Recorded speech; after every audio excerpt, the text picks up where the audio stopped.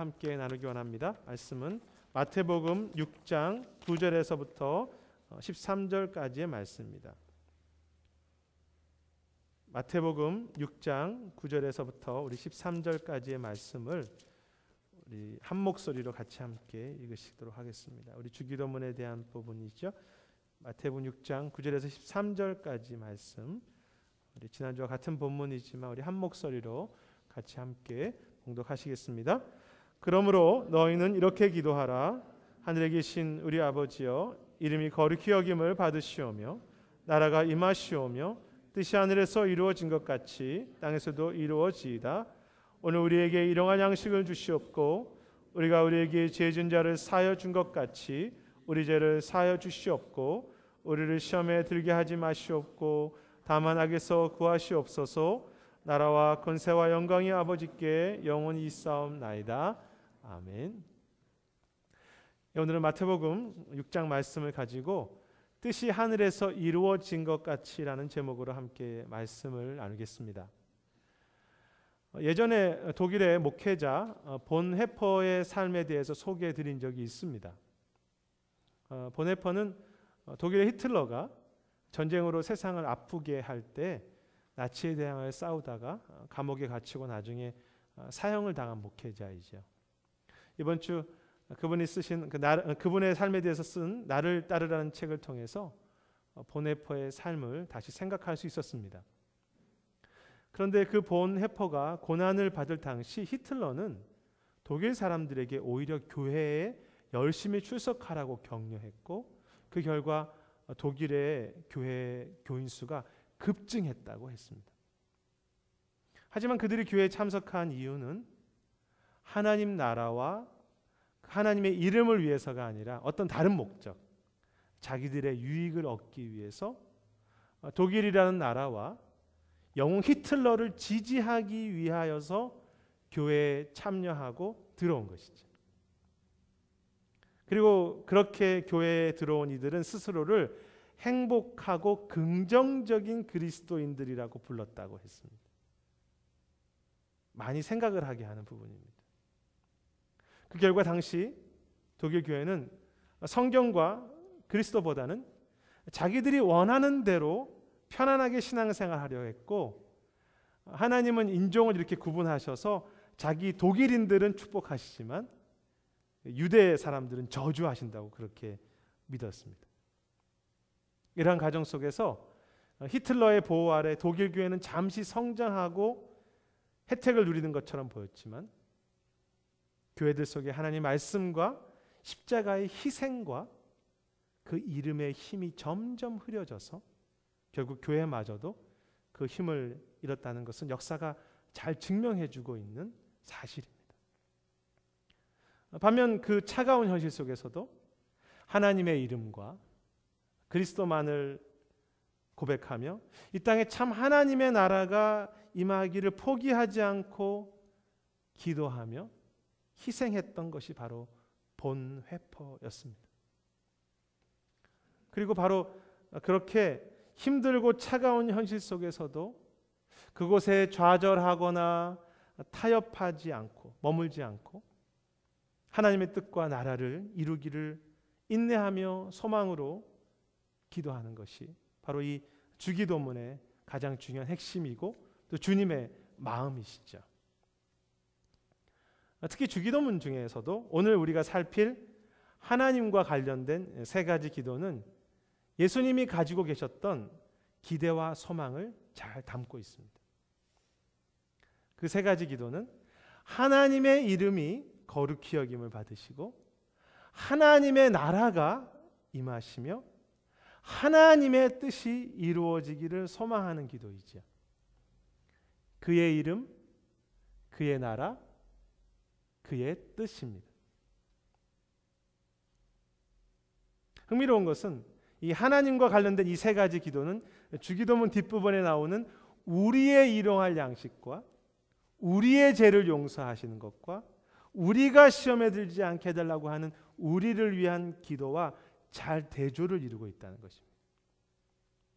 하나님의 거룩한 이름과 그 하나님의 큰 나라에 대한 기도와 우리의 작고 아픈 필요에 대한 기도가 주기도문에서는 잘 조화를 이루는 것이죠. 하나님에 대한 기도, 우리를 위한 기도, 두 가지 다 소중한 것입니다. 그런데 우리는 이 뒤에 우리를 위한 기도에 비하해서 앞에 이 세 가지 하나님과 관련된 기도는 매우 거창해 보이고 우리가 지치고 힘든 상황 속에서는 잘 감당하기 힘든 혹은 별로 마음이 가지 않는 기도처럼 느끼고 생각할 때가 있습니다. 저도 이 주기도문에 하나님에 대한 기도를 약간은 신앙적인 의무감만으로 기도할 때가 있었고 아직도 그러한 면이 있습니다. 하지만 이 세 가지 하나님에 대한 기도는 종교적인 의무감이나 그 뜬구름 잡는 그런 기도가 아니라 정말 이 땅의 현실과 너무 깊게 연관되어 있으며 그 기도를 할수록 오늘 우리에게 더 큰 힘과 기쁨과 용기를 경험하는 것을 배우게 됩니다. 이 주기도문에 하나님에 대한 이 세 가지 기도는 참 큰 은혜가 있는 기도입니다. 특히 이 세 가지 기도 중에 첫 번째 기도인 하나님의 이름이 거룩히 여김을 받으소서라는 고백은 그 주기도문뿐만이 아니라 우리 신앙 삶 전체의 목표와 방향과 같은 기도라고 말할 수 있겠죠. 하나님의 이름이 거룩히 여김을 받으소서. 이 하나님의 이름이 거룩히 여김을 받는다는 이 독특한 표현의 의미가 무엇입니까? 그 하나님의 이름이 그 이름의 값에 맞게 높여진다. 그 이름의 무게와 크기만큼 존중을 받는다는 뜻입니다. 여호와 하나님의 이름의 뜻이 무엇입니까? 스스로 있는 자, 온 땅을 다스린다는 뜻이죠. 그 이름의 값에 맞게 온 땅에서 스스로 계시는 그 이름이 높여지고 그 이름이 존중받는다는 그런 의미의 기도입니다. 오천호라는 이름값이 무엇인 줄 아십니까? 천호동에서 태어났다는 것이 제 이름값이 아닙니다. 5,000원도 제 이름값이 아닙니다. 어떤 분들은 5천만 원까지 불러주시지만 천호, 하늘처럼 넓으라라는 그런 뜻입니다. 그 이름처럼 되게 하소서. 물론 그 이름처럼 되지 못해서 문제이지만 하늘처럼 넓어라. 모든 땅에서 하나님의 이름이 그 이름에 맞게 걸맞게 높여지기 원합니다. 그런데 우리가 관심을 기울일 것은 오늘 이 주기도문의 가르침을 받는 사람들의 모습을 볼 때 하나님의 이름이 높여지는 곳에 그리고 그 이름에 맞게 높임을 받으소서라고 하는 그 기도가 이루어지는 현장은 환경은 화려한 사람들이나 좋은 여건이 아니라 오히려 비참한 현실을 살아가는 사람들의 고백과 그 삶의 현장 속에서라는 것을 알게 됩니다. 예수님이 이 주기도문을 듣는 그 사람들은 제자들과 당시 갈릴리 백성들이었어요. 아시는 것처럼 갈릴리 사람들은 그 로마 아래서 나라를 잃은 유대 땅 중에서도 더 배우지 못하고 사회적인 신분도 더 낮은 지역이었죠. 더구나 예수님의 제자들과 곧 세워질 초대교회는 그 갈릴리 백성들보다 못한 더 어렵고 비참한 상황 속에 있는 일들이었습니다.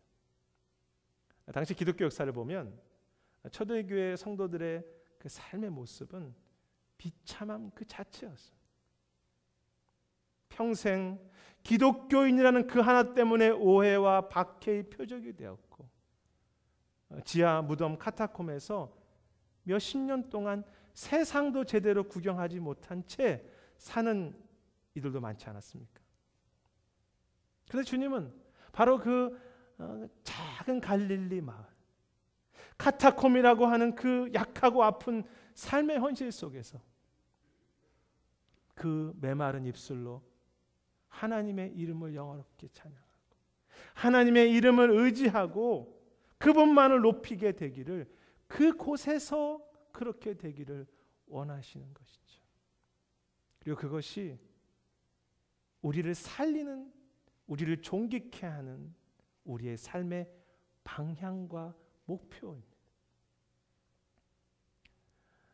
보네퍼가 살아가는 믿음의 현장은 히틀러의 위협 아래서 진정한 믿음의 교회는 다 문을 닫고 많은 참된 그리스도인들이 고통을 당하는 비참하고 차가운 현실이었습니다.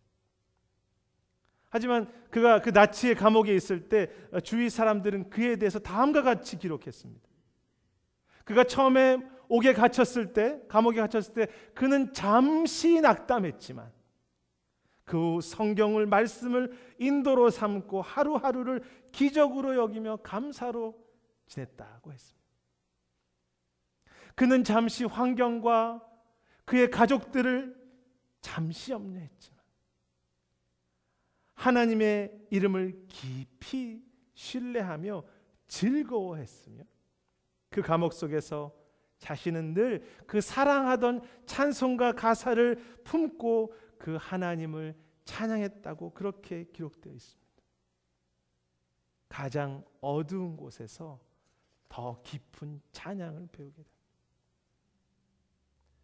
제 자신도 이 신앙생활과 목회를 하면서 제가 얼마나 이 무능하며 할 수 있는 것이 아무것도 없는 약한 존재인지 깊이 경험하고 있습니다.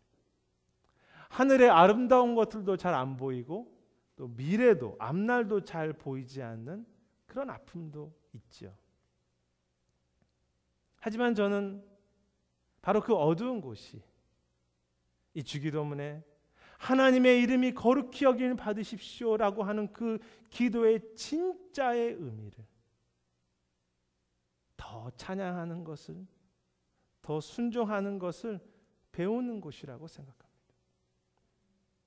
왜냐하면 인생이 어두워지다 보면 내 인생의 진정한 빛이, 분명한 빛이 어디인지 더 분명하게 그 빛이 보이기 때문이죠. 성도는, 하나님의 사람은 어두울수록 더 밝은 빛의 방향을 분명하게 보는 것입니다.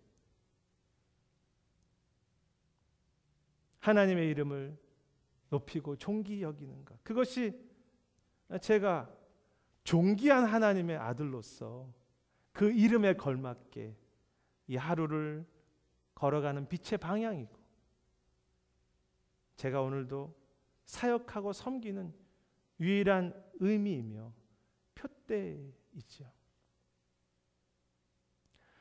원래 예수님 당시에 랍비들이 많이 있었고 그들도 가르치는 기도문들이 다 있었습니다. 그런데 이 기도문은 단지 한 개인의 기도를 위한 것이라기보다는 어떤 제자들의 그룹이나 공동체가 함께 기도하는 것이었기 때문에 기도문에는 그 스승이 정말로 전해주고자 했던 간절한 그 공동체를 향한 비전과 그들이 나아가야 할 방향을 담고 있는 경우가 많았습니다. 따라서 주님의 주기도문 역시 한 개인을 만족하고 내 자신의 혼자의 기도라기보다는 앞으로 예수님의 교회와 성도들이 함께 품고 나아가야 할 중요한 빛, 목적을 담고 있는 것이죠. 그리고 그 방향으로 갈 때 우리는 방황하지 않습니다.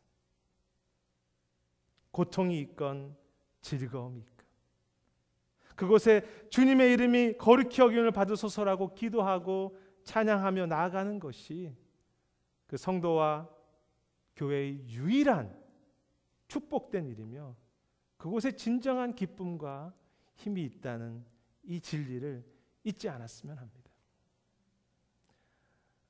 제가 깨닫는 것은 그 주님의 이름을 높이고자 하는 그 빛과 방향을 놓치면 주기도문 뒤에 나오는 그 일용할 양식과 모든 안전함이 다 해결된다고 해도 결국 인생은 어둡고 공허함을 느끼고 내 삶의 존귀함 가치까지도 다 잃어버리게 된다는 것입니다.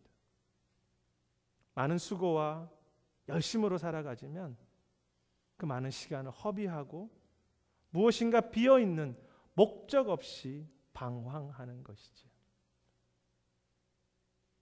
반면 아픈 오늘의 현실 속에서도 목적을 분명히 하고 하나님의 이름을 거룩하게 하는 것, 높이는 것, 순종하는 것, 그 속에 우리 인생을 허비하지 않고 우리 자신을 존귀하게 하는 하나님의 보물들이 들어 있습니다.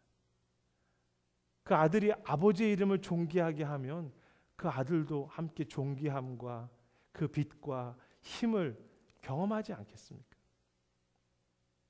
이 땅의 어두움 속에서 그 분명한 인생의 길과 빛을 놓치지 않는 저 여러분이 되시기를 주님의 이름으로 축복합니다. 아멘. 그런데 이렇게 어두움 가운데에서도 하나님의 이름을 높이고자 하는 기도는 자연스럽게 하나님의 나라가 이곳에 임하고 하나님의 뜻이 땅에 이루어지기를 기도하는 것으로 연결됩니다. 특히 이 두 번째 기도인 하나님의 나라에 대한 기도와 세 번째 기도인 주의 뜻이 이루어지기를 소망하는 기도는 사실 한 가지의 기도라고 말할 수 있습니다. 주목할 것은 세 번째 기도 중에 뜻이 하늘에서 이루어진 것 같이라고 할 때 그 하늘에 해당되는 헬라어는 단수 형태로 되어 있다는 것입니다. 반면 지난주에 살핀 하늘에 계신 아버지의 하늘은 모든 하늘들 복수로 되어 있죠. 흥미롭지 않습니까? 하나님은 모든 하늘들을 다스리시지만 아직 하나님의 뜻은 한 가지 하늘에만 온전히 이루어졌다는 것입니다. 그 하나님의 뜻이 온전하게 이루어진 한 가지 하늘은 어디일까요? 그 하늘은 세 번째 하늘, 하나님의 보좌가 계신 하늘이겠죠. 이 구절이 우리에게 가르치고자 하는 진리가 무엇입니까? 우리는 어떤 사람들, 우리 그리스도인은 어떤 사람들이라는 것입니까? 저 하늘에 이미 하나님의 뜻과 계획과 말씀이 온전하게 이루어졌다는 사실을 깨닫고 믿고 있으며 그 분명한 하나님의 약속과 말씀을 마음속에 잘 간직하고 있는 이들이죠. 이미 성취된 십자가의 승리의 약속, 천국의 영원한 생명의 약속, 오늘도 동행하시며 십자가의 보혈로 오늘 우리 죄를 정결케 하시고 성령을 부으시겠다는 약속, 너희를 온전케 하고 깨끗게 하고 회복하시겠다고 하는 약속, 너희들의 가정을 책임지며 너희들의 교회를 새롭게 하시겠다고 하는 그 약속을 다 품고 있지 않습니까? 하지만 오늘 우리들의 땅과 현실은 무엇입니까?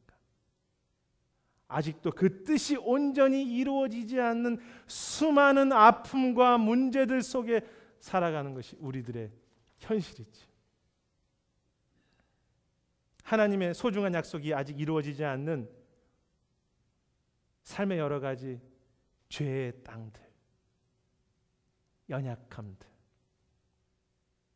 오늘의 염려의 문제들, 상처와 아픔의 관계들, 우리가 섬기는 사역과 가정의 현장 모두가 바로 그 땅들입니다. 뿐만 아니라 우리 주변에 주님을 믿지 않는 모든 영혼들, 그리고 우리가 선교해야 될 그 현장의 모든 민족들이 다 그 땅들에 해당되지 않겠습니까? 따라서 이 주기도문을 품고 있는 하늘의 사람들의 사명과 소망이 무엇입니까? 이미 이루어진 그 하늘의 약속을 확신으로 품고 그 모든 아픈 땅들 속에 점점 더 하나님의 약속이 이루어질 때까지 포기하지 않고 인내로 기도하며 끝까지 기도로 섬기는 것이죠.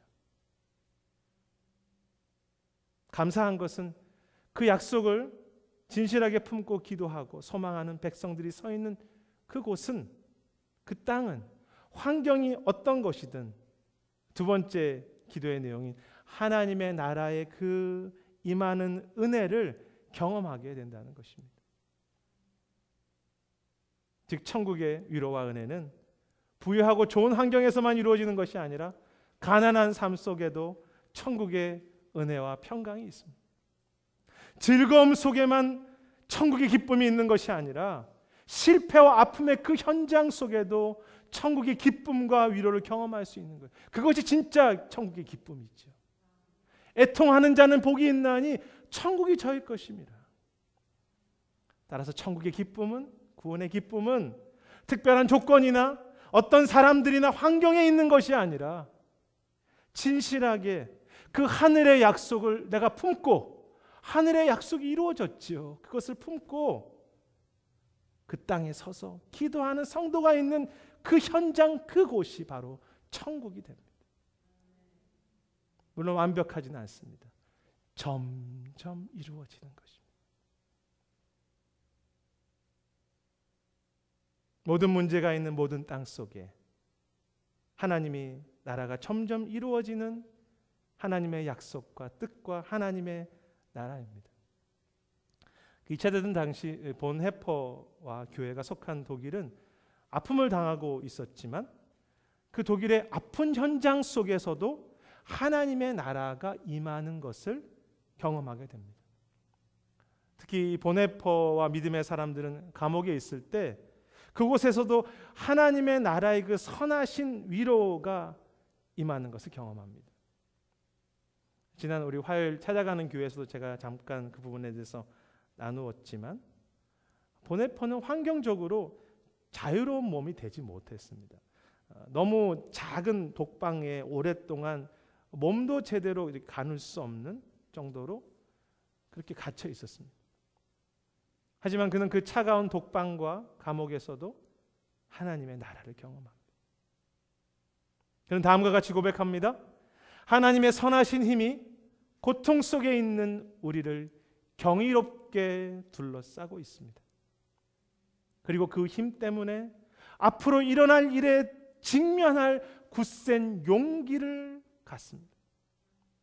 하나님은 동틀 무렵부터 저녁에 잠들 때까지 우리와 함께 하십니다. 이 고백을 마지막으로 그는 지하 감옥으로 사라져 소식을 알 수 없었다고 합니다. 본헤퍼는 분명 박해와 위협의 고통이라는 땅 속에 살았습니다. 하지만 하나님의 선하신 힘이 그를 늘 감싸고 있었고, 그래서 그 위협까지도 직면할 수 있는 용기가, 하나님의 나라가, 하나님의 능력이 그에게 임한 것이죠. 본헤퍼가 대단한 믿음의 사람이 아니라 하나님의 약속이 대단한 것이죠. 하나님이 신실하십니다. 그 약속을 믿고 끝까지 그 이루어진 약속을 믿고 그곳에 품고 서는 것.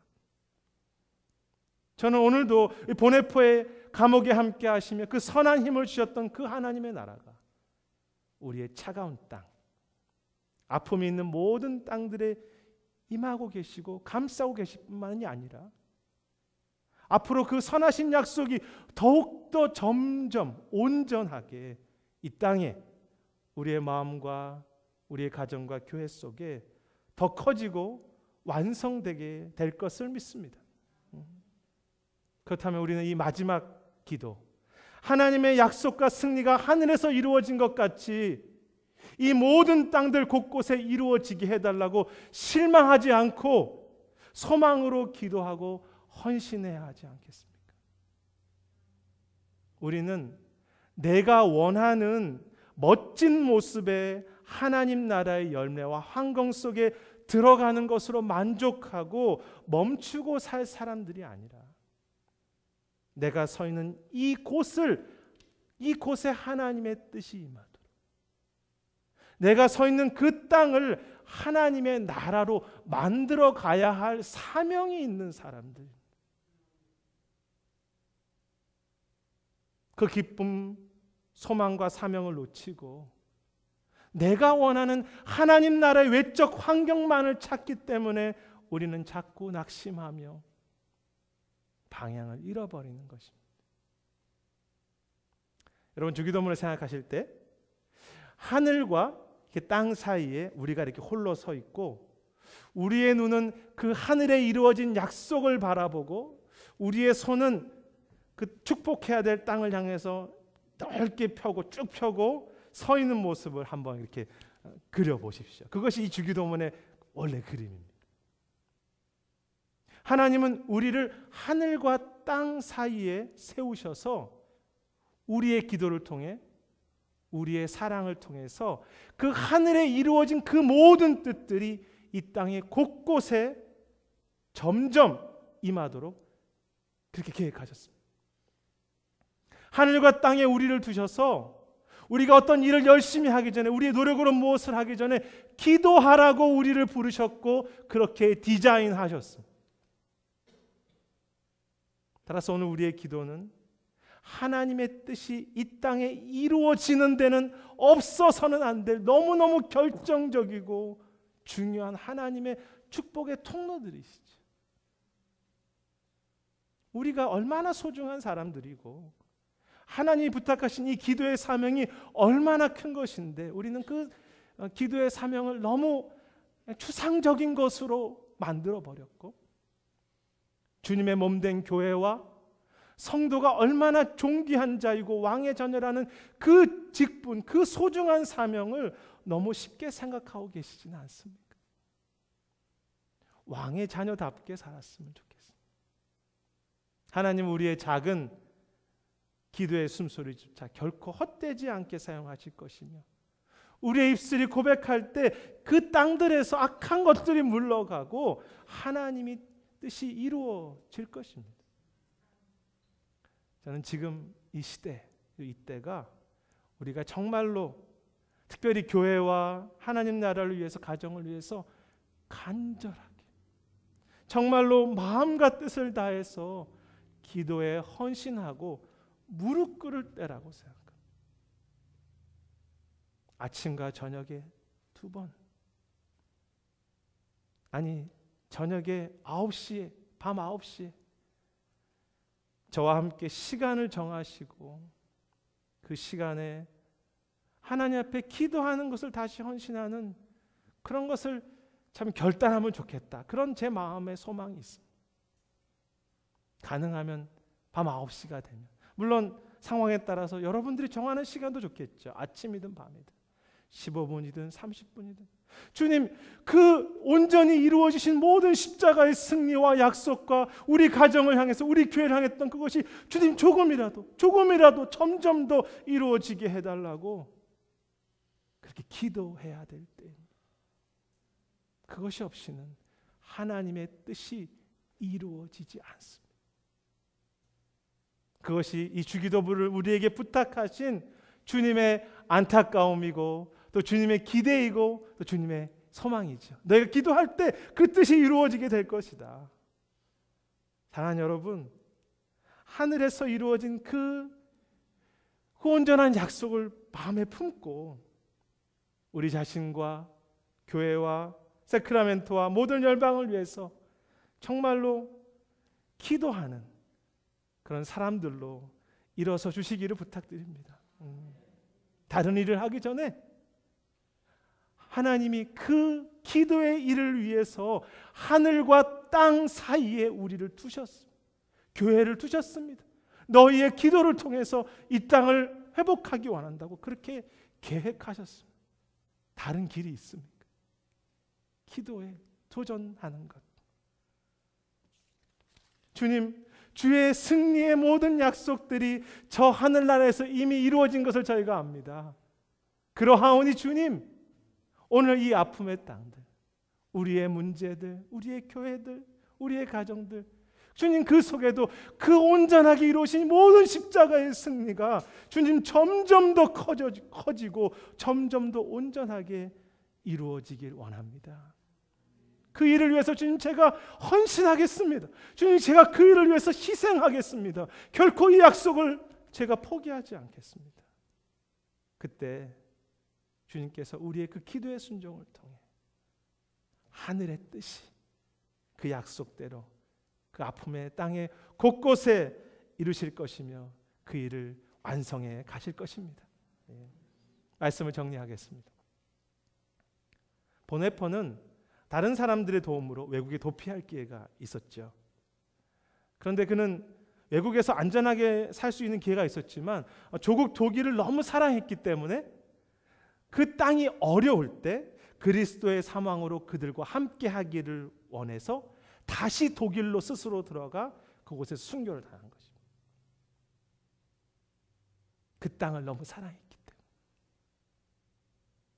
우리의 가장 큰 영광은 천국을 그냥 누리는 정도가 아니라 이 땅을 포기하지 않고 희생하며 천국을 만들어가는 것이 우리의 가장 큰 영광이지.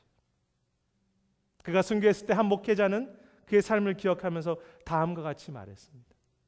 그는 어디를 가든지 누구와 대화하든지 담대함이 있었고 자기가 어떻게 되든지 상관없이 그의 주변 사람들과 하나님께서 세워가실 독일 그리고 교회를 위해 헌신하는 마음을 가진 영혼이었다고 했습니다.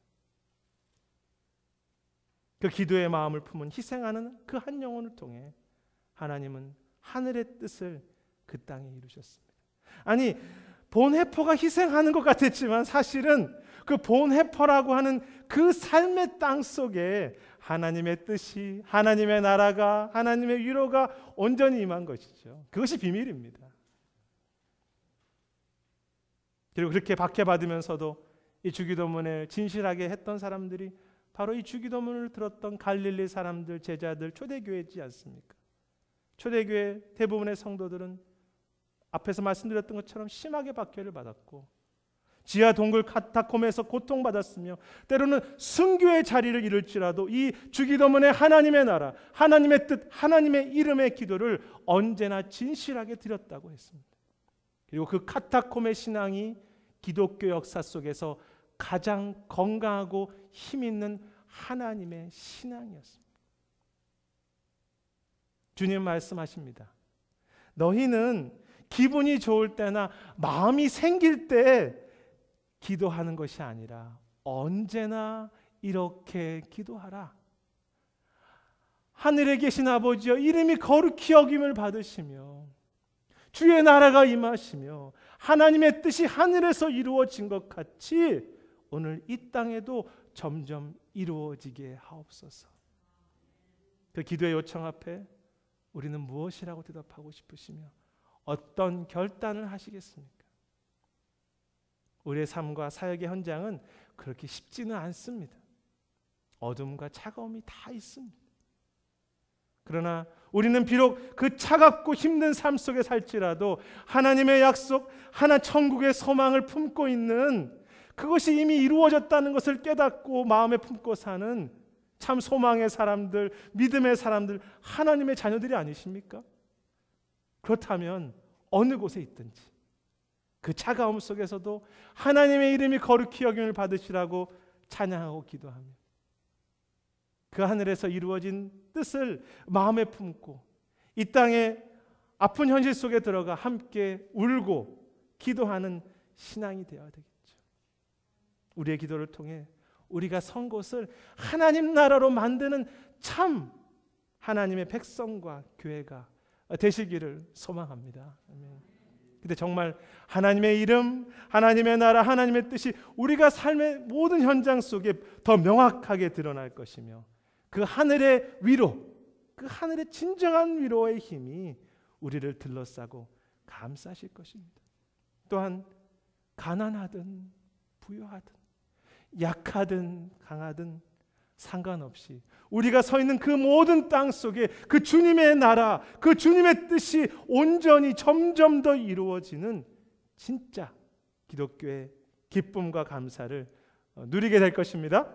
그 주기도문의 진실한 하나님의 기도를 늘 마음에 품고 하늘과 땅 사이에 굳건하게 서셔서 기도의 기쁨, 기도의 사명, 그 하나님 나라의 백성의 그 행복을 만들어 가시고 또 널리 전하시는 그것을 경험하는 참된 행복한 우리의 삶이 되시기를 주님의 이름으로 축원합니다. 예, 기도하겠습니다.